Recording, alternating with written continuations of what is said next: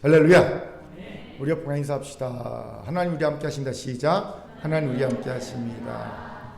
오늘 눈을 마주치면서 웃으며 인사합시다. 당신의 얼굴을 보니 하나님의 얼굴을 보는 것 같습니다. 시작. 당신의 얼굴을 보니 하나님의 얼굴을 보는 것 같습니다. 다 저를 주목해 주시기 바랍니다.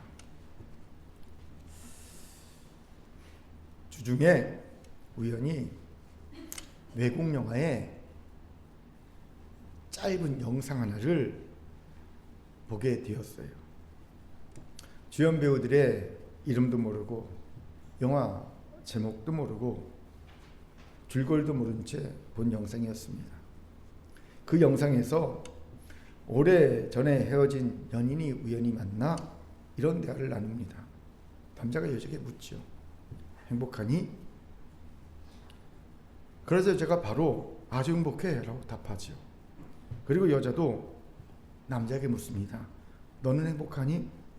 그때 남자는 잠시 주저하더니 아니라고 답합니다. 이게 제가 본 영상의 전부였어요. 그때 별것 없지요. 그런데 이 별것 없는 영상이 문득문득 생각나더라는 거죠. 그때 제 안에 이런 질문이 생겼습니다. 왜 별것 없는 영상이 생각날까? 일부에 드리고 난 뒤에 이게 별것 아닌 영상이 아니라 굉장히 유명한 영상이 난 것을 알게 됐어요. 예. 집사님 한 분이 가르쳐 주더라고요. 목사님 그 영화 제목 뭐고요?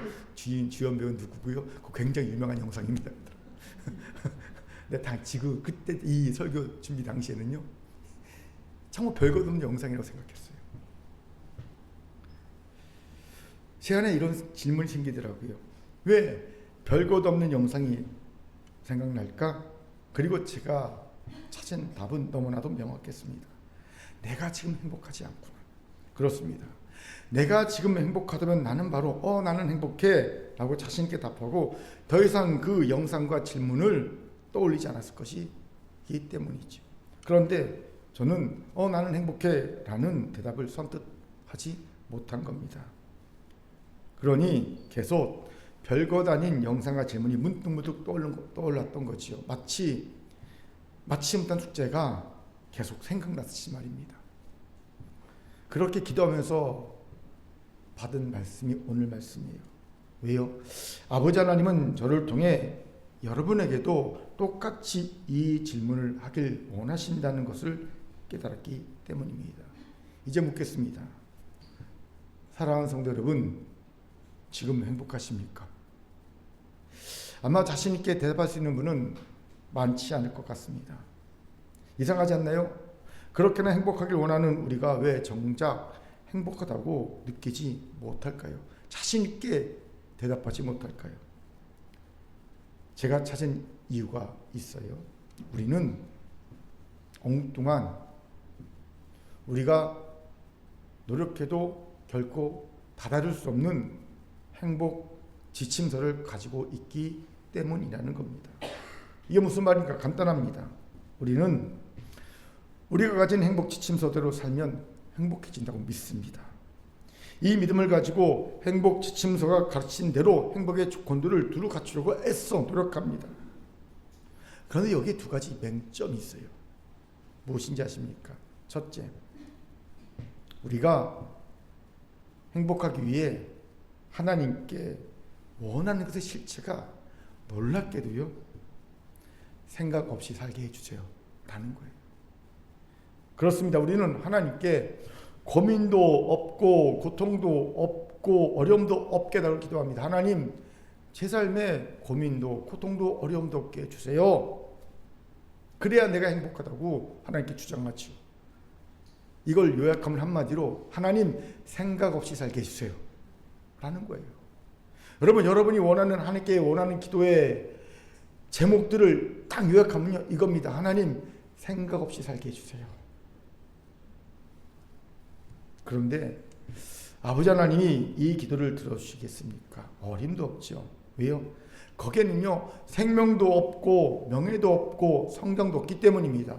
우리가 하나님께 원하는, 하나님 제발 아무 생각 없이 편안하게 살게 해주세요 라는 이 기도에는요, 생명도 없어요. 명예도 없어요. 성장도 없습니다. 당연히 행복도 없습니다. 하나님이 들어줄 리가 없죠. 두 번째로 세상의 지혜가 알려주는 행복의 조건들을 우리가 갖추기가 정말 만만치 않다는 거예요. 그 한 가지 예를 들어볼까요? 심리학자인 마틴 셀리그만은요, 긍정의 심리학에서 행복의 5가지 요소를 제시합니다. 소개하지요.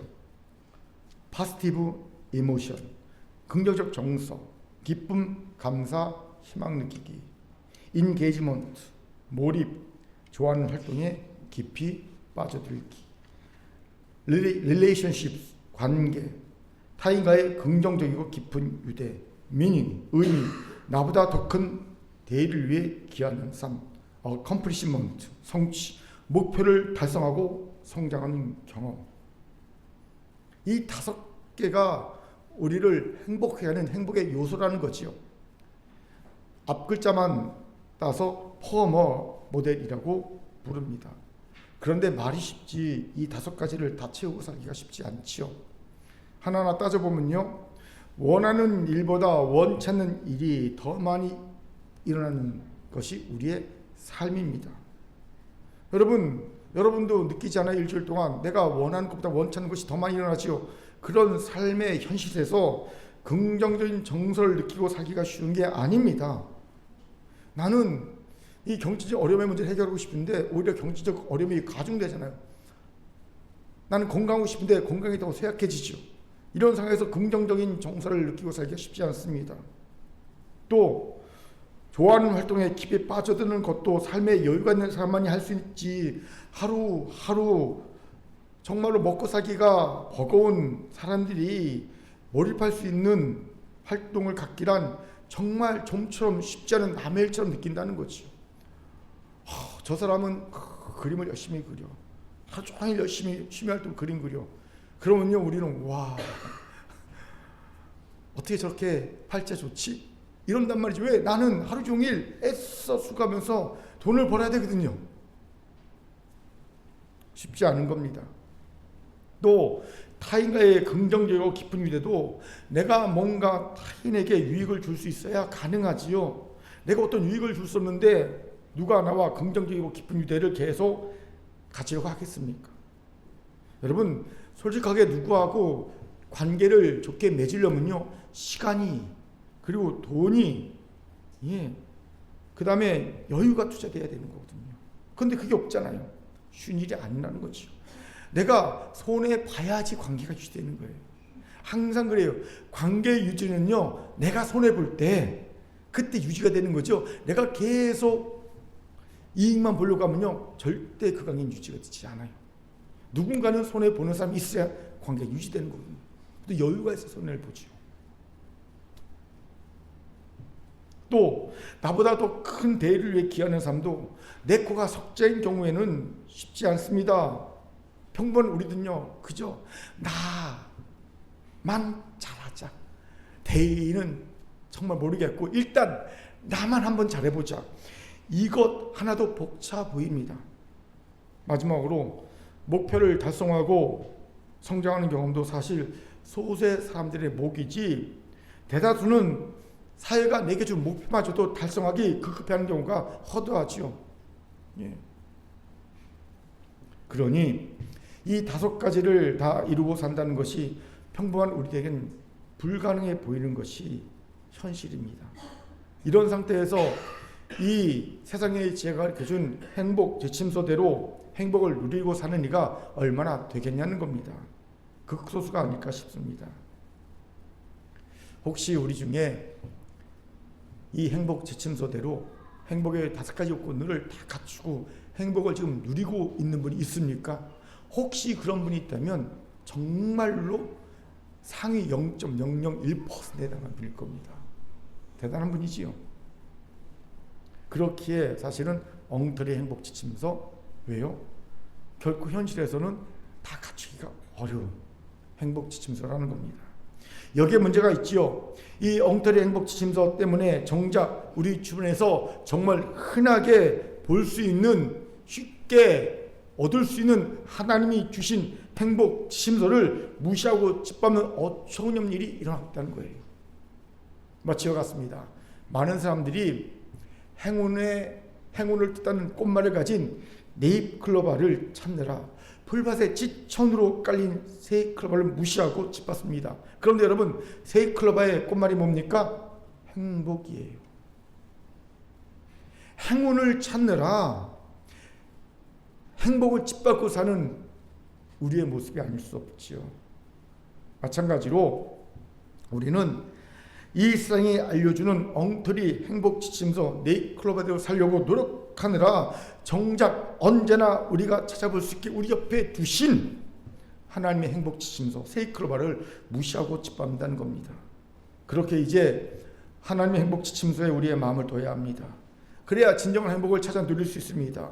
오늘이 바로 그런 날이 되기를 주의 이름으로 축원합니다. 아멘. 자, 우리 옆분과 인사하는데 너무 도전적으로 하지 마시고 부드럽게 이렇게 인사합시다. 행복하십니까? 예. 다시 한번요. Are you happy? 너는 해피니? 가 아니라 예. 행복하십니까? 다시 시작. 행복하십니까? 자, 하나님의 행복 지침서대로 행복해집시다. 시작. 하나님의 행복 지침서대로 행복해집시다. 아멘. 이런 우리에게 시편 1편이 귀한 통찰을 주지요. 왜요? 많은 그리스도인이 좋아하는 시편 1편이야말로 하나님이 우리에게 주신 가장 대표적인 행복 지침서이기 때문입니다. 이런 말을 하는 이유가 있지요. 시편 1편은 복 있는 사람은 이라는 말씀으로 포문을 열면서 인간이 어떨 때 진정으로 행복해질 수 있는가에 대한 하나님의 지침을 알려주고 계시기 때문입니다. 그렇기에 시편 1편을 통해 엉터리 지침이 아닌 하나님의 행복 지침이 무엇인지를 알 수 있게 된다는 겁니다. 같이 알아봅시다. 먼저 하나님이 알려주신 행복 지침서는요, 첫 번째, 작은 죄부터 큰 죄까지 죄란 죄는 다 경계하고 미워하는 거라는 거예요. 우리 같이 1절을 힘있게 읽겠습니다. 시작. 복 있는 사람은 악인들의 꾀를 따르지 아니하며 죄인들의 길에 서지 아니하며 오만한 자들의 자리에 앉지 아니하고. 1절에서 하나님은 행복한 사람의 가장 큰 특징을 말씀해 주십니다. 바로 악인들의 꾀를 따르지 아니하며 죄인들의 길에 서지 아니하며 오만한 자들의 자리에 앉지 아니하는 겁니다. 여기서 주목해야 할 것이 있어요. 그것은요, 우리들의 행복을 해치는 죄악들이 작은 것에서부터 큰 것까지 점차로 증강하고 있다는 겁니다. 보세요. 악인들의 꾀를 따른다는 것은 생각의 영역의 죄입니다. 아직 현실에서 일어나지 않은 죄지요. 상대적으로 작은 죄라고 할 수 있습니다. 그 뒤에 나오는 죄인의 길에 서는 죄는요, 좀 더 큰 죄죠. 생각의 영역에서 현실의 영역으로 넘어온 죄이기 때문입니다. 예를 들어 내가 누군가 미워합니다. 속으로 아우 저 인간 진짜 밉다 생각합니다. 이거는 생각의 영역이에요. 그런데 어느 갑자기 툭 하고 튀어나옵니다. 아우 미워. 이거는요 현실 영역 넘어온 거지요. 죄인의 길에 서버린 겁니다. 그러니까 조금 더 큰 죄지요. 마지막으로 오만한 자들의 자리에 앉는 죄악은요, 이제 현실의 영역으로 넘어온 죄가, 생각 영역에서 현실로 넘어온 죄가 이제는 습관과 인격 영역으로 굳어졌다는 겁니다. 자리에 앉아버렸으니까. 습관, 인격으로 굳어졌다는 겁니다. 그런 지경이 일어났다는 거죠. 그러니 가장 큰 죄입니다. 무엇을 말합니까? 지금 하나님은 생각의 영역에서 일어나는 작은 죄부터 시작해서 이제는 습관이 되고 인격이 되어버린 큰 죄까지 다 우리의 행복을 해치는 원흉이라고 권면하고 계신 거예요. 그렇게 행복하기 원합니까? 가장 작은 죄부터 큰 죄까지 죄란 죄는 다 경계하고 피합니다. 큰 죄만 경계하고 피하는 것이 아니라 작은 죄부터 큰 죄까지 죄란 죄는 다 경계하고 피합니다. 당연합니다. 완벽한 행복을 누리던 에덴 동산에서 첫사람 아담과 하와가 왜 쫓겨나서 불행한 인생이 되고 맙니까? 죄가 들어왔기 때문입니다. 죄는 우리의 행복을 해치는 가장 큰 원흉입니다.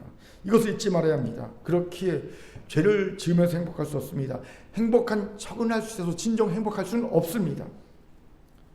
그런데 여기서 우리가 방심하는 것이 있어요. 작은 죄를 작게 여기는 어리석음입니다. 우리는요, 우리가 생각하는 작다고 생각한 영역의 죄는요, 방심하고 크게 여기지 않고 그냥 그 정도쯤이야. 다들 그렇게 사는데, 응? 그중 대표적인 게 뭔가 일부 예배 생각해 봤어요. 우리 친구들이나 청년들이 작게 여기는 이 정도쯤이야 하는 죄. 하지만 결국 작지 않은 죄가 뭐가 있을까요? 아마 욕이 아닐까 싶어요.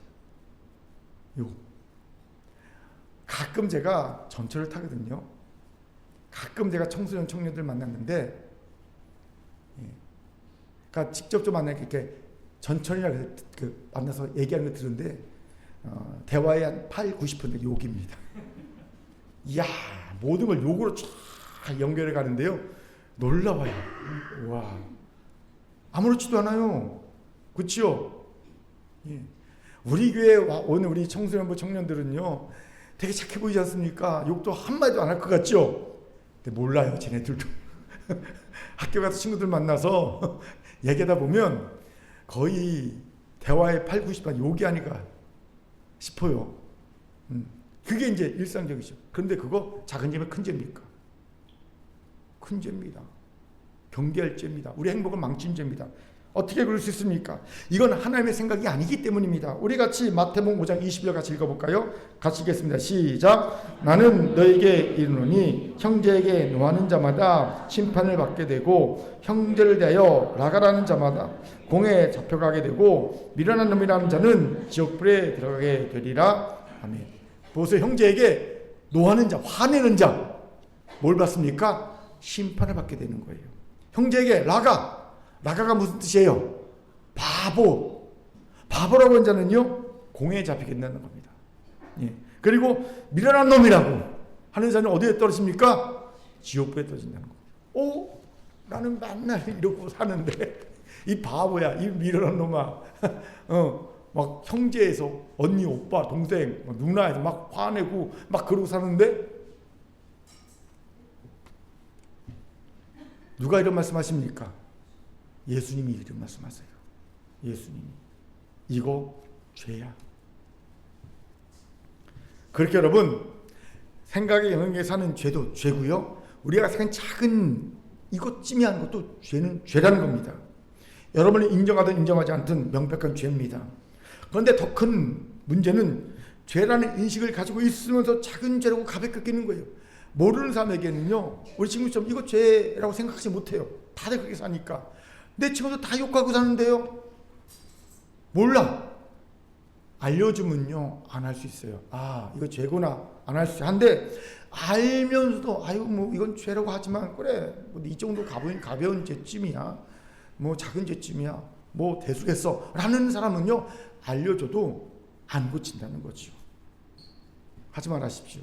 제가 종종 얘기하듯이 여러분, 모래나 바위덩어리나 물에 가라앉기까지는 매한가지예요. 여러분, 물에 넣으면 물에 가라앉지 안 가라앉아요? 가라앉지요. 큰 바위덩어리 물에 가라앉지 안 가라앉죠. 똑같이 가라앉지 않습니다. 똑같아요.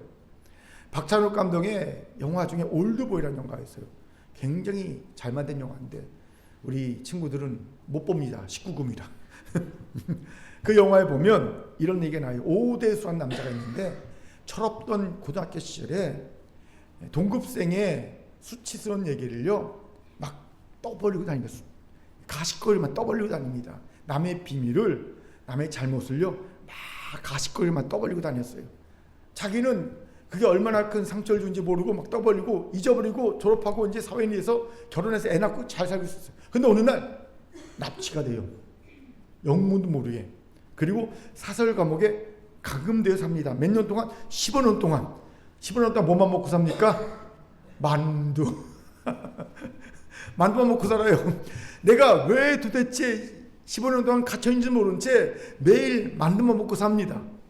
그리고 또 내가 왜 풀려나는지 모른 채 15년 만에 풀려납니다.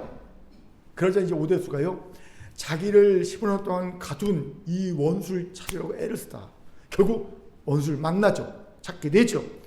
모르는 티를 받아서 15년 동안 먹었던 만두에 힌트를 얻어서 그 원수를 찾아냅니다. 그리고 원수에게 그 이유를 묻죠. 그때 원수인 같은 고등학교 동급생이었던 유지태 씨가 역할했던 이우진이라는 사람이 이런 말을 합니다. 굉장히 중요한 대사예요. 자꾸 틀린 질문만 하니까 맞는 대답이 나올 리가 없잖아. 왜 가던 나가 아니라 왜 풀어줬나란 말이야. 자, 다시 모래 알이든 바위 덩어리든 물에 가라앉기는 마찬가지예요. 굉장한 통찰력 있는 잠언의 지혜가 담긴 말이 아닐 수 없어요.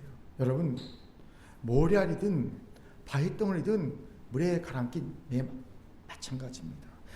마찬가지로 작은 죄나 큰 죄나 우리를 행복하지 못하게 하고 지옥불에 떨어지게 하는 건 마찬가지입니다. 그렇게 진정 행복해지기 원한다면 하나님이 권면하십니다. 작은 죄든 큰 죄든 다 경계하라. 아멘. 질문 생기죠? 어떻게 이렇게 할 수 있을까요? 우리 같이 2절 읽겠습니다. 같이 읽죠. 시작. 오직 여호와의 율법을 즐거워하여 그 율법을 주야로 묵상하는 자로다. 그렇습니다. 작은 죄부터 큰 죄까지 경계하려면 말씀을 즐거워하고 말씀을 주야로 묵상해야 합니다. 이러면 작던 크던 죄를 경계할 수 있습니다. 왜요? 말씀을 즐거워하고 말씀을 주야로 묵상하게 되면 우리에게 두 가지 능력이 생기기 때문이죠. 첫째는 죄악을 분별하는 지혜가 생깁니다. 둘째는 죄악을 미워하는 마음이 생깁니다. 여러분, 왜 우리가 죄악을 쉽게 저지른지 아십니까? 이게 죄인지 모르기 때문이에요. 우리 친구들이 왜 욕을 쉽게 하는지 아십니까? 이게 죄인지 모르기 때문에 그렇거든요. 그런데 말씀을 즐거워하고 주여라 말씀 묵상하게 되면 이건 죄구나 이건 아니구나가 말씀을 통해 분별됩니다. 뱀에게 속지 않을 지혜를 말씀을 주신다는 겁니다. 그래서 죄악을 경계하게 되는 겁니다. 누가 나쁜 말을 하면요, 누가 나쁜 유혹을 하면요, 말씀을 열심히 묵상하는 친구들은, 열심히 묵상하는 사람들은 이거는 하나님의 뜻이 아니야, 하나님 이거 원하지 않아, 이런 마음이 들어요. 나는 남자인데 남자 친구 와서 나 너 좋아해, 우리 사귀자 그러면요, 하나님 말씀은 이게 아닌데, 이건 죄악인데 거절하게 되는 거예요. 난 여자인데 여자친구 와서 나 너 사랑해, 사귀자 그러면요, 말씀 이거 아닌데, 이거 죄악인데 거절하게 되는 거예요.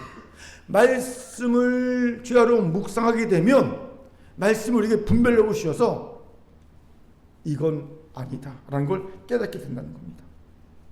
둘째, 말씀을 즐거워하고 말씀을 죄악으로 묵상하게 되면 죄악을 미워하는 마음도 생깁니다. 당연합니다. 말씀을 즐거워하는데 어떻게 죄악도 즐거워할 수 있겠습니까? 둘은 같이 할 수 없어요. 물론 간혹 죄악에 거하면서도 말씀을 듣기를 즐거워하는 자가 있긴 합니다. 성경에 대표적인 사람이 있어요. 헤롯 대왕의 아들 중에 혹시 누군지 아세요? 이거 아는 사람은요, 성경을 굉장히 많이 하는 사람입니다. 있을 리가 없지요. 헤롯 대왕의 아들 중에 한 사람이 죄악 가운데 거하면서 말씀 듣기를 즐거워했어요. 달게 하겠다고 성경은 말해요. 바로 헤롯 안티파스. 세례 요한에게 맨날 야단 맞아요. 야, 너 그렇게 살면 안 돼. 엄청 야단 맞아요. 말씀을. 그런데도 그는 세례 요한의 말씀을 듣는 걸 즐거워합니다. 왜 그랬을까요? 자신의 죄책감을 상쇄시키는 심리의 발동입니다. 실제로 말씀을 들으며 죄를 자책하면서 자신의 죄책감을 상쇄시키는 이들이 많아요. 죄악을 끊으려고 하는 게 아니라 그냥 죄책감을 상쇄하려고 말씀을 듣는 걸 즐거워하는 사람이 있어요.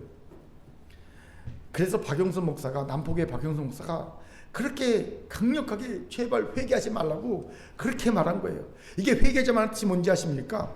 회개는 죄책감의 상쇄가 아니라 죄악으로부터의 결단 끊음이거든요. 죄로부터 돌이키는 거거든요. 근데 한국교회 성도들은 그냥 회개를 통해 죄책감만 없애버리고 죄악을 그대로 유지하려고 한다는 거지요.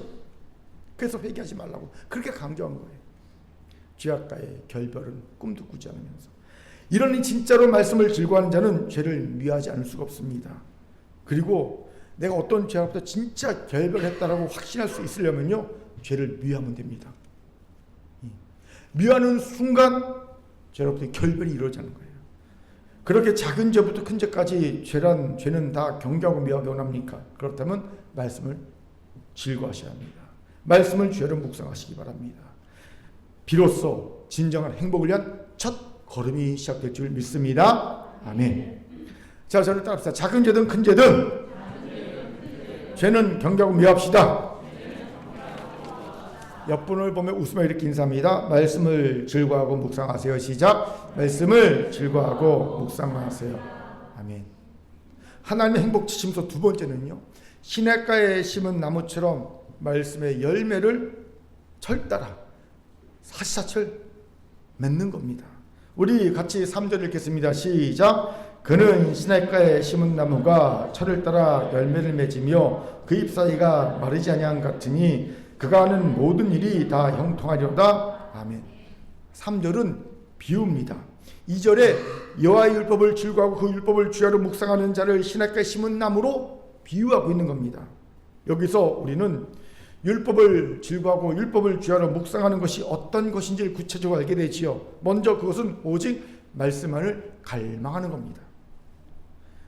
여러분, 시냇가에 심은 나무 본 적 있어요? 시냇가 심은 나무로 보면요, 가지 줄기가 다 어느 쪽으로 쫙 쳐져 있습니까? 시냇가 쪽으로, 그렇죠? 쭉쭉 쳐져 있죠. 뿌리도 보면요, 뿌리도 시냇가 쪽으로 쫙 이렇게 뻗어 있습니다. 이처럼 율법을 즐거워 율법을 좋아하는 묵상하는 사람은요, 말씀 외에 다른 것에는 관심조차 가지지 않는 거예요.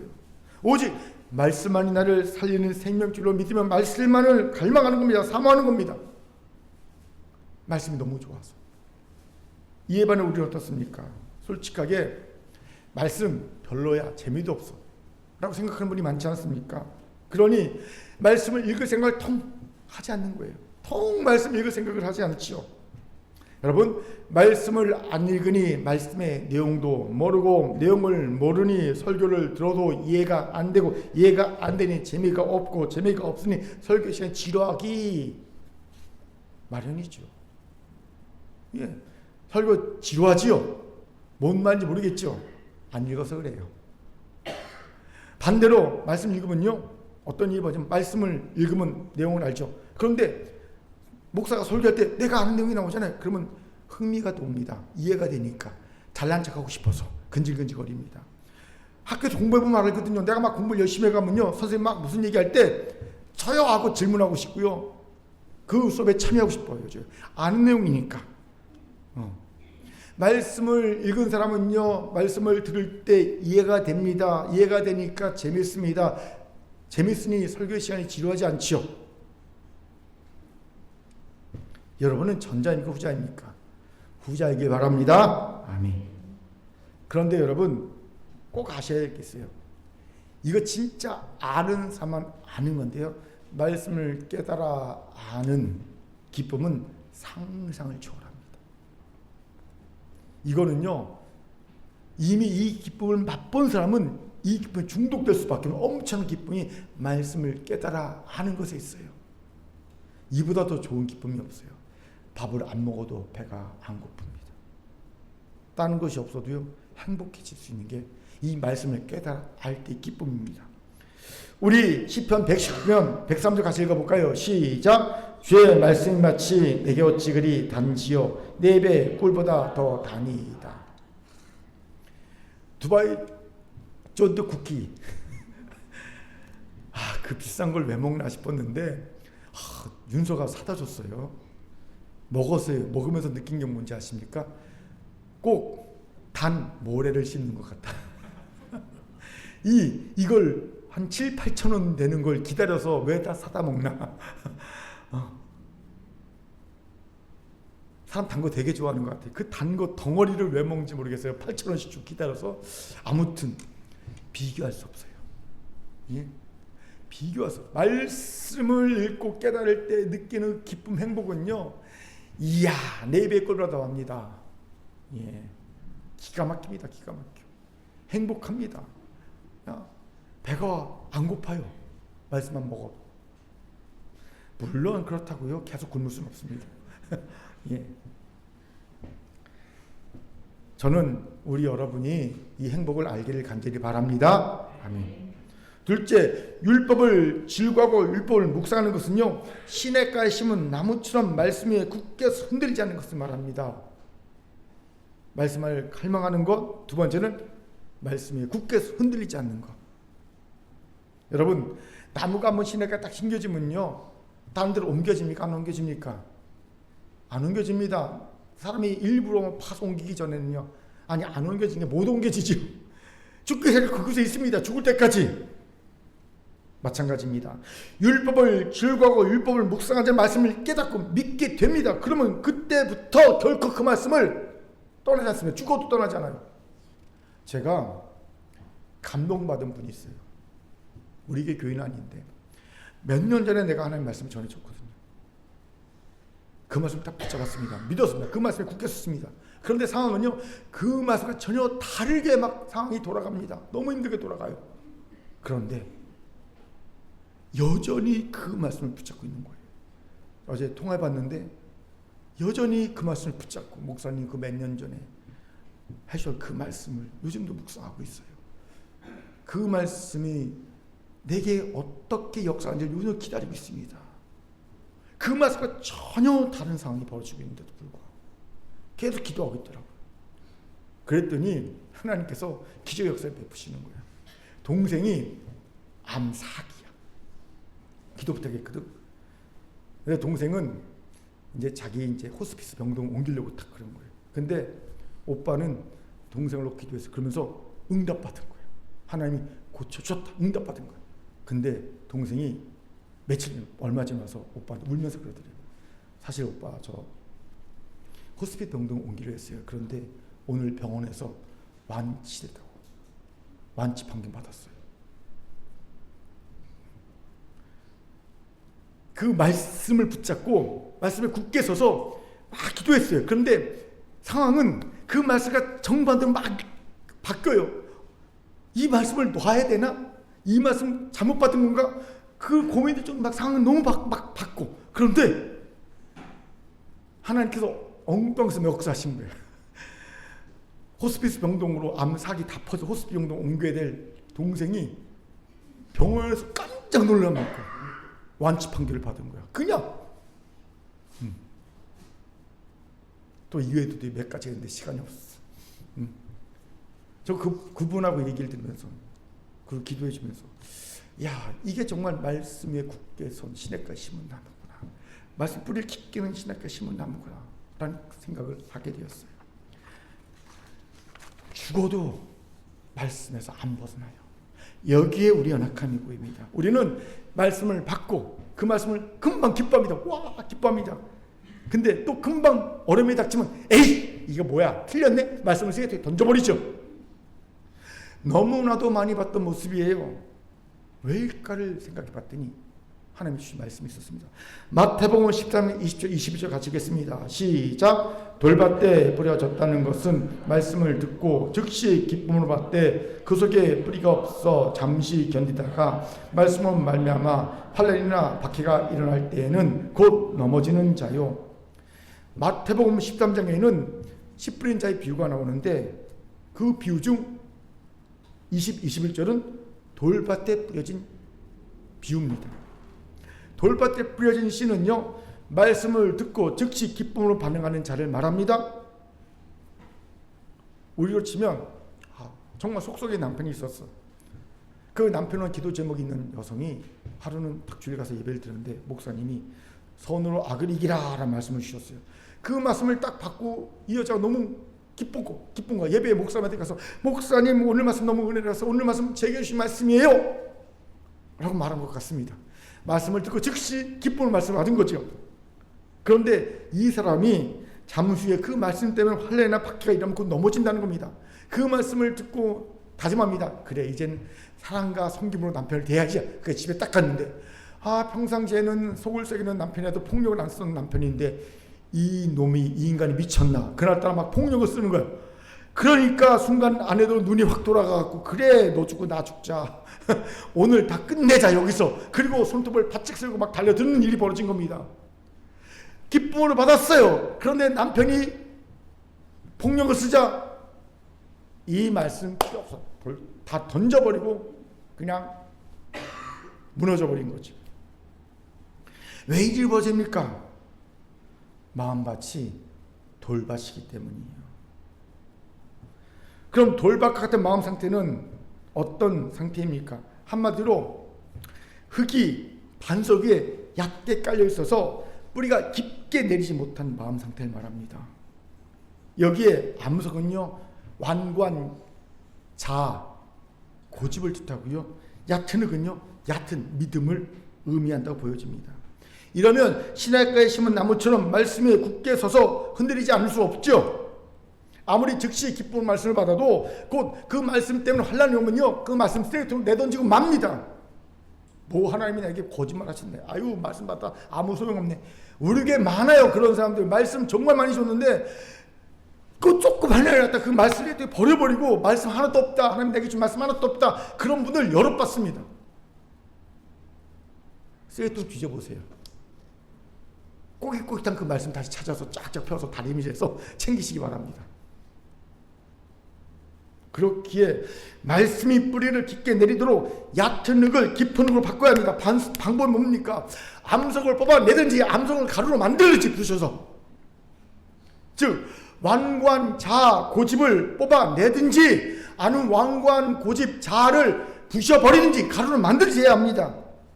이쯤에서 꼭 기억해야 할 것이 있어요. 바로 하나님의 열심입니다. 아버지 하나님은 그의 자녀들이 얕은 흙 상태로 언제까지나 있는 것을 절대 간과하지 않으십니다. 얕은 흙 상태로는요, 어떤 말씀을 줘도 그 당시 뿌리는 걸 너무 잘 알기 때문입니다. 아무리 좋은 말씀 줘봤자 뭐합니까? 얕은 흙이기 때문에 뿌리가 조금 내리다가 환란 오면요, 그냥 다 무너져 버리고 말거든요. 그래서 하나님은요, 깊은 흙을 갖기를 원하십니다. 그 자녀들이 어떻게 해요?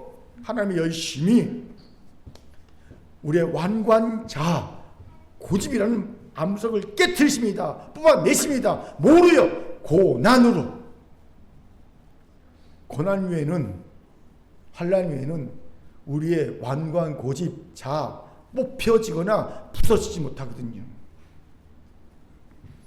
이게 하나님의 선물입니다. 그래서 고난이 선물이라는 겁니다. 혹시 우리 중에 이 고난의 선물을 받은 분이 있습니까? 그렇다면 이걸 가지고 뭘 해야 됩니까? 원망 불평한 것이 아니라 이 고난의 선물을 가지고 내 완관, 자, 고집을 뽑아내거나 부셔버린 데 사용해야 합니다. 그래야 이 선물 다시 안 주세요. 계속 주신 이유가 뭡니까? 왜 나한테 맨날 왜 환난 고난이 옵니까? 이유는 간단해요. 안 뽑혔잖아요. 안 부서졌잖아요. 지독하게 경고하잖아요. 지독하게 단단하잖아요. 그러니까 계속 주시는 거거든요. 빨리 뽑고 빨리 부서뜨리는 게 우리에게 유익인 줄 믿습니다. 아멘. 왜요? 그래야 철을 따라 열매를 맺는 하는 모든 일이 형통해지기 때문입니다. 이것에 주목합시다. 우리가 왜 행복지수가 떨어지는 삶을 사는지 아세요? 우리는 한철 장사하는 장사치처럼 등락이 있어요. 철 장사하면 참 힘들지 않습니까? 여름철 한몫 잡는 장사하면요, 뭐 해수욕장 같은데 그러면요, 겨울에는 정말 쓸쓸하죠. 힘들죠. 사시사철 잘 돼야 되지 않습니까? 행복할 수가 없어요. 그런데 시냇가에 심은 나무는 다릅니다. 철을 따라 각기 다른 열매를 맺어요. 하는 모든 일이 형통합니다. 우리말로 하면 경기가 좋으면 좋아서 형통하고, 나쁘면 나빠서 형통하고, 환율이 오르면 올라서 형통하고, 떨어지면 떨어져서 형통하고, 트럼프가 이상한 짓을 하면 그래서 또 형통하고, 정상적인 행동하면 그래서 또 형통하고, 상황과 상관없이 그냥 형통하던 거예요. 여기서 형통의 의미를 잘 알아야 합니다. 형통이라는 단어로 번역한 히브리어가 샬라흐입니다. 샬라흐. 그런데 이 샬라흐는 어느 의미가 뭐냐면요, 거침없이 앞으로 나아가다, 장애물을 뚫고 돌파하다, 강을 건너다라는 뜻입니다. 즉 단순히 결과가 좋다는 정적인 상태가 아니라 장애물을 뚫고 목적지를 향해 힘차게 뻗어가는 과정을 강조하는 단어가 찰나흐입니다. 형통입니다. 그렇게 히브리어 찰나흐에는요 이런 용례가 있어요. 삼손처럼 성령의 강력한 임재로 문제를 돌파하는 힘, 그게 형통이에요. 삼손이 형통했다. 찰나흐. 그리고 요셉처럼 옥에 갇히는 상황과 상관없이 항상 형통한 거 찰나흐. 그리고 아브라함의 종, 어떤 종입니까? 아들 이삭의 아내를 얻기 위해 바다마라까지 간 그 종이 순적하게 이 리브가를 만나는 그 하나님이 그 종이 맡은 임무 사명을 완수하는 형통, 이 형통의 용례로 쓰입니다. 이게 형통의 세 가지 용례입니다. 바로 이것이 신학교의 신이 나무처럼 말씀에 굳게 선들리지 않는 자에게 주시는 형통의 은혜입니다. 단순히 가만히 있는데 일들이 저절로 원하는 대로 이루어지는 형통이 아닙니다. 이러니 그 기쁨과 행복이 얼마나 크겠습니까? 사랑하는 금계성도 여러분, 이제 우리 이 형통을 얻어 구합시다. 이를 위해 돌밭 같은 마음 좀 기경해서 좋은 밭을 만들어 말씀을 뿌리면 굳게 뿌리내리고 어떤 상황에도 말씀을 믿는 믿음이 흔들리지 않아 결국 열매를 맺는 우리가 되길 바랍니다. 오늘 이 깨달음과 결단이 있기를 주의 이름으로 축원합니다. 아멘. 자, 저를 따릅시다. 말씀에 굳게 서 흔들리지 맙시다. 말씀에 굳게 서 흔들리지 맙시다. 옆분과 이렇게 담대히 외칩시다. 우리 형통합시다. 시작. 우리 형통합시다. 아멘. 마지막으로 의인의 공동체 거하라는 겁니다. 우리 4절 읽겠습니다. 시작. 악인들은 그렇지 아니하며 오직 바람에 나는 겨와 같도다. 3절까지 해서 우리는 하나님의 행복 지침 두 가지를 들었어요. 말씀을 질구하고 말씀을 묵상해서 작던 크던 모든 죄를 경계하고 미워하자. 또 시냇가에 심은 나무처럼 말씀에 굳게 서 흔들리지 않아서 철저히 열매를 맺는 형통의 은혜로 행복하자. 이게 지침이었어요. 하나님 두 가지 지침. 그리고 4절에서 하나님은 이런 행복한 의인과 대조되는 악인의 삶을 알려주십니다. 바로 바람에 나는 겨와 같다는 거예요. 여러분, 겨의 특징이 뭔지 아십니까? 겨의 특징 두 가지가 있죠. 첫째, 아무리 땅에 심어봐야 열매가 나지 않는다. 왜? 생명을 품은 알갱이가 없기 때문에. 둘째, 바람에 날린다. 왜요? 알갱이가 없는 껍데기이기 때문에 바람에 날린다는 거죠. 이처럼 악인은 아무리 애를 써도 그 삶에 열매가 맺힐 수 없습니다. 애쓰고 수고하나 열매가 없어요. 또한 상황을 돌파하는 삶을 살기는커녕 바람 부는 대로 이 상황 저 상황에 이리저리 휘둘립니다. 이리 갔다 저리 갔다 왔다리 갔다리 부평천천 삽니다. 시냇가에 심은 나무와 같은 의인과 정반대의 삶의 모습이죠. 이런 대조 후에 5절의 말씀을 주시지요. 5절 같이 읽겠습니다. 시작. 그러므로 악인들은 심판을 견디지 못하며 죄인들의 의인의 모임에 들지 못하리로다.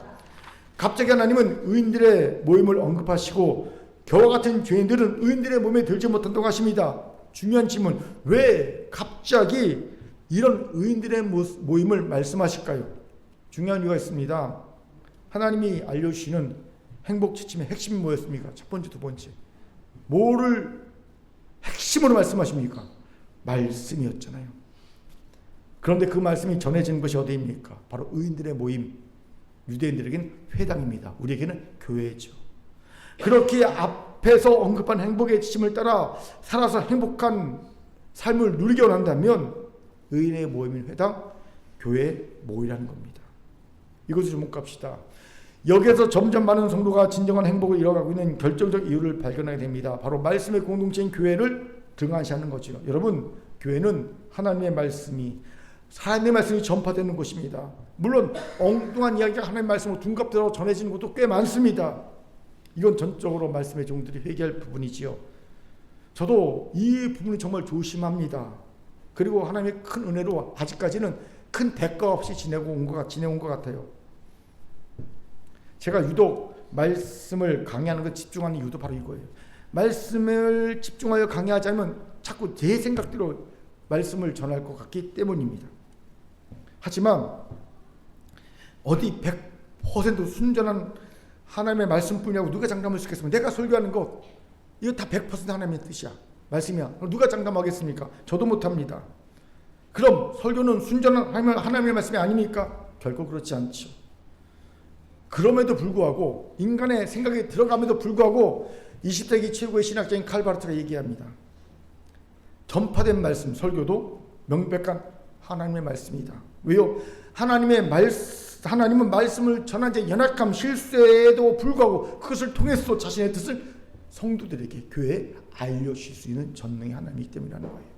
저는 이것을요, 예전에 제가 아주 젊었을 때 우연히 광주의 한 교회 목사님의 설교를 들으면서 깨달은 적이 있어요. 그 목사님은 나이가 좀 계셨고 사투리를 좀 쓰신 분이었습니다. 제가 그 사투리를 정확히 내가 따라할 수는 없어요. 근데 몇 가지 단어는 제가 압니다. 그분이 이런 얘기했어요. 아브라함 설교라는데 이런 얘기하시더라고요. 참 아브라함이 거시기한데 하나님이 참 거시기하게 역사하셔서 거시기한 은혜를 주셨습니다. 오, 근데 놀랍게 성도들이 다 아멘 하는 거예요. 어디서 아멘 해야 되죠? 난 이 세 가지 거시기를 구분을 못 하겠어요. 근데 거기에 있는 이제 광주분이 있으니까 제가 그분 이해할 수만 있는데 그분들은요 전부 다 정말 다 이해했어요. 하나님이 참 거시기한데 아브라함이 참 거시기한데 하나님이 참 거시기하게 역사하셔서 거시기한 은혜 주셨어. 근데 이 세 가지 거시기를 다 구분하면 아멘 하더라고요. 그때 내가 깨닫는 게, 이야, 하나님은 우리 인간의 실수에 연약함에도 역사하시는구나. 말씀을 전하시는구나. 예. 제가 설교자로서 갖고 있는 핸디캡이 있어요. 혀가 짧아서 가끔 발음이 참 꼬여요. 그리고 그 목소리가 굵어서 탁탁 꽂히지 못하고 둥글둥글했거든요. 그래서 잘 못 알아듣는다는 핸디캡을 갖고 있어요. 항상. 그런데 자, 은혜 받았잖아요. 그래도 된다. 하나님이 다 알아서 하시겠다. 진짜로 옛날에 이런 일이 있었어요. 부흥집회를 가서 다른 교회 부흥집회를 가서 어느 교회였더라? 하여튼 서울에 있는 어떤 교회 설교를 했는데 너무너무 은혜를 받은 거예요. 부흥집회인데 너무너무 은혜를 받은 거예요. 그래서 내가 물어봤어요. 설교 이해합니까? 하나도 안 들렸습니다. 지금보다 설교를 제가 3배 빨리 했거든요. 설교 모은 소리 하나도 못 들었대요. 근데 어떻게 은혜 받았어요? 그때 뭐라고 하는지 아세요? 설교 내용은 모르겠는데 설교 듣는데 이따만한 망치로 마음을 빵빵 때리더래요. 마음이 깨졌대요. 내가 그 얘기 듣고 벙 쪘어요. 설교 내용은 발음이 나쁘고 너무 빨라서 하나도 못 알아듣는데 그냥 듣는데 이만한 망치가 와서 자기 마음을 빵빵 때리대. 계속 그 마음이 깨지고 통곡했다고 그러더라고요. 하나님은 이렇게 역사하시는구나. 그렇기에 교회에서 연약한 설교를 통해 전해진 말씀도 명백한 하나님의 말씀입니다. 당연히 하나님의 행복 지심서를 따라 행복해지려면 교회 와서 말씀을 들어야 해요. 여기서 의구심이 생겼어요. 하나님, 아니 목사님, 꼭 교회에 오지 않아도 얼마든지 말씀을 들을 수 있지 않습니까? 맞습니다. 요즘은 교회에 오지 않아도 온라인으로 말씀을 들을 수도 있고요. 스스로 말씀을 묵상하고 배울 수도 있습니다. 그래서 교회 와서 말씀을 듣는 것에 대해 그 필요성을 크게 느끼지 않고 있는 이들이 점점 늘어나고 있죠. 그런데 이들이 간과하는 것이 있어요. 말씀은 듣는 것에 그치지 않고 그 말씀을 들은 이와 나눌 때 이 말씀이 더 크게 은혜로워지고요. 내가 잘못 이해한 것도 오류고 수정할 수 있는 은혜가 주어진다는 거예요. 제가 큐티 강의할 때마다 강조하는 부분이 바로 이겁니다. 저는 혼자 큐티하는 거 권하지 않고요. 반대 큐티는 공동체 함께하라고 항상 권하지요. 이유는 나눔 때문이에요. 큐티의 활용 점점은요, 바로 나눔입니다. 나눌 때 내가 받은 은혜를 더 정확히 알게 되는, 내가 이거 잘못 이해했구나. 정확히 알게 되고요. 더 깊게 깨닫게 되고요. 더불어 다른 이가 받은 말씀의 은혜를 통해 내가 미처 보지 못한 다른 은혜를 누리게 됩니다. 또 내가 말씀을 통해 어떤 걸 적용하고 결단했잖아요. 그런데 그걸요 점검받게 되잖아요. 내가 그래, 오늘 말씀을 큐티하고는 내가 이제 남목사님한테 밥을 사주기로 내가 결단했어요. 주의정을 섬기라고 했는데 적용했다. 근데 다음에 말씀을 나눌 때 했어? 점검이 되잖아요. 안 사줬는데요. 꼭 이런 예를 듭니까? 라고 웃는데 참고로 저는 밥을 참 좋아합니다. 아무튼 내가 말씀을 적용 결단한 것에 대한 적용이 실천되는가 안 되는가가 확인되잖아요. 그러니 큐티에서 말씀은 필수입니다. 나눔이 빠진 큐티는 사실 반쪽짜리 큐티가 아닐 수 없어요. 이건 말씀을 듣는 것도 똑같습니다. 말씀을 들었던 반절이 들은 이와 함께 그 말씀을 나눠야 합니다. 여러분 주일 예배 끝나고 난 다음에 시끌렁한 상한 얘기하지 말고 들은 말씀을 같이 나누기를 연습하셔야 돼요. 그래야 내가 들을 때 이해하지 못한 거 이해하게 되고요. 잘못 이해한 거 수정하게 되고요. 다른 사람이 은혜 받은 걸 통해 내가 내 은혜를 풍성히 같이 누리게 되는 거예요. 근데 우리의 문제가 뭔지 아십니까? 말씀을 예배를 딱 끝나자마자 밥 먹고 휙 하고 사라져버립니다. 나눌 때가 없어요. 셀모임도 안 하니까 휙 하고 사라집니다. 그럼 일주일 동안 그 말씀 묵상하고 또 나누느냐? 아니요. 잊어버리지요. 좋아요. 그냥 말씀을 잊어버리고 살면 그나마 괜찮습니다. 대신 뭐가 있냐면요. 말씀을 듣고 나가서 나누자고 나가서 말씀 잊어버리고 그 사람이 또 그 귀가 어디에 열리면 세상의 다른 지혜에 열립니다. 세상의 다른 지혜 지식에 귀가 열려 들어요. 이러면 무슨 일이 벌어진지 아십니까? 맹자가 이런 말을 남겼어요. 소개합니다. 자라는 어떤 것이라도 단 하루쯤 따뜻하게 해주고 열흘쯤 차게 해주게 되면 결코 생장할 수 없는 것이다. 즉 좋은 승이 모처럼의 좋고 참된 가르침을 해도 주위에 있는 많은 자가 나쁜 것을 가르치게 되면 결국은 나쁘게 되는 것이다. 무슨 말입니까? 아무리 좋은 승이 하루 열심히 잘 가르쳐줘도 주위에 나쁜 자가 많아서 나쁜 가르침을 계속 주면 결국 나쁘게 된다는 겁니다. 딱 우리의 모습 아닙니까? 주일에 열심히 하는 말씀 들어도 가르쳐줘도 딱 듣고 나누지도 않고 적용도 안 하고 휙 가갖고 세상의 거에 일주일간 월화수목금토 쫙 열어놓습니다. 세상에 다른 지혜들이 쫙 들어옵니다. 자, 말씀에 굳게 서서 사시사철 열매를 맺는 그런 삶이 되겠습니까? 아니면 나쁜 나무가 되겠습니까? 겨자씨가 되겠습니까? 겨자가 되겠습니까? 아니, 겨자가 바라면 겨가 되겠습니까? 겨가 되죠. 예. 행복한 자가 되지 못하고 세상의 말을 따라서는 불행한 자가 되고 마는 겁니다. 그렇기에 말씀을 전한 공동체가 정말 필요합니다. 여러분, 교회 공동체 예배에 자주 나오셔야 합니다. 자주 말씀을 들어야 합니다. 들은 말씀을 자주 지체들과 나눠야 합니다. 말세의 때에 우리가 더욱 힘쓰라고 권면하시는 하나님의 권면이 있지 않습니까? 우리 히브리서 10장 24, 25절 같이 읽겠습니다. 시작. 서로 돌아보아 사랑과 선행을 격려하며 모이기를 피하는 어떤 사람들의 승과 같이 하지 말고 오직 권하여 그날이 가까움을 볼수록 더욱 그리하자. 아멘. 그날은 말세지요. 여러분, 말세가 가까울수록 더욱 권하고 힘쓸 것이 뭡니까? 서로 돌아보는 겁니다. 자기만 생각하지 말라는 거예요. 연약한 지체를 돌아보는 겁니다. 근데 우린 돌아보지 않죠. 사랑과 선을 격려하는 겁니다. 지체의 연약함에 대해 모른 척하는 것도 아니고 내 연약함을 숨기게 급급한 것도 아닙니다. 우리 두 가지 다 하잖아요.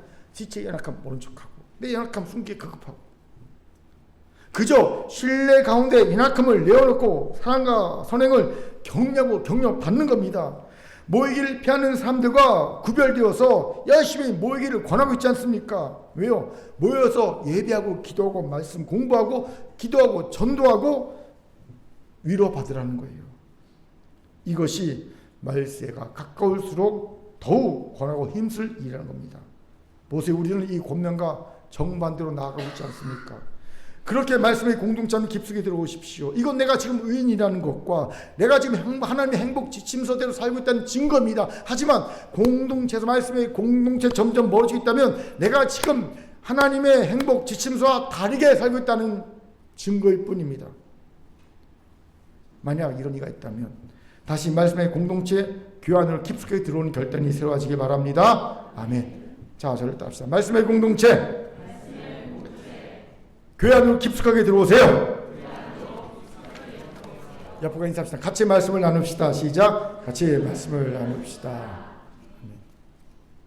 원고였는데 이런 얘기가 나왔어요. 우리 남성 성도들을 위해 2시쯤에 성경 공부를 해줬으면 좋겠다. 여성분들이 그런 얘기를 해서 누가 그러더라고요. 그거 남성분들에게 물어보고 하는 말이냐고. 남성분들 하나도 원하지 않을 거라고. 그래서 그렇구나. 예. 여러분 아무튼 말씀을 같이 나눕시다. 이제 말씀 마치죠. 서두에서 제가 외국 영화 짧게 봤다고 말씀드렸잖아요. 그런데 제가 주연 배우들도 모르고 영화 제목도 모르고 줄거리도 모르는 영화에 대해 짧은 영상을 본 이유가 있어요. 바로 그 영상에 이런 제목이 달려있었기 때문입니다. 어떤 제목이 달려있었냐면요, 인생을 바꾼 질문이라는 제목이었어요. 인생을 바꾼 질문. 그렇습니다. 내가 지금 진정 행복한가에 대한 진지한 질문과 성찰은요, 우리 인생을 바꾸는 힘이 있습니다. 왜요? 그 질문에 자신 있게 네라고 대답한 사람이 될 수 없다면, 지금 내가 가고 있는 인생의 길이 잘못된 길을 가르쳐야 아주 크기 때문입니다. 그렇다면 이제 우리의 창조주의자 구원주신 아버지 하나님이 우리에게 알려주신 행복 지침서대로 돌이켜야 합니다.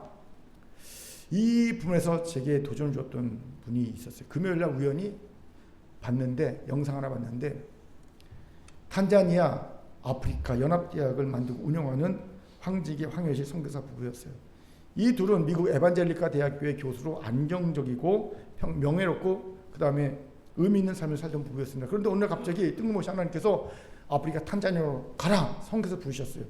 이유가 없어요. 그냥 그 부름에 네 그리고 다 내려놓고 아프리카 탄자니아로 간 겁니다.